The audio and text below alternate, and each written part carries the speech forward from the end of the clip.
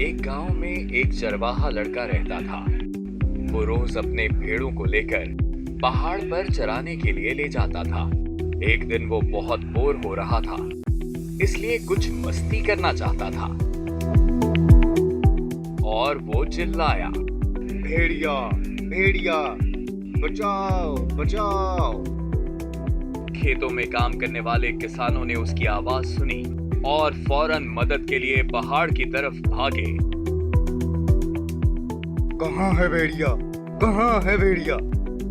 उन्होंने इर्द गिर्द भी देखा पर कुछ नजर ना आया। किसानों ने उसे दोबारा ऐसा मजाक करने से मना किया और वहां से चले गए, लेकिन लड़का तो माना ही नहीं। भेड़िया भेड़िया, मदद करो। इस बार किसानों को बहुत ज्यादा गुस्सा आया।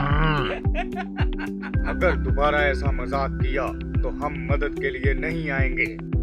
ऐसा बोलकर वो चले गए। अगले दिन लड़के का मजाक सच में तब्दील हो गया।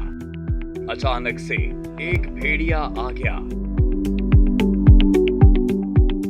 लड़का दरख्त पर चढ़ गया और मदद के लिए खूब चिल्लाया, भेड़िया आया है, बचाओ बचाओ। किसानों ने उसकी आवाज सुनी पर कोई भी मदद के लिए ना आया और भेड़िए ने एक एक करके सारे भेड़ मार डाले और उन्हें खा गया। लड़का कुछ भी ना कर सका, बस डरता हुआ सब कुछ देखता रहा।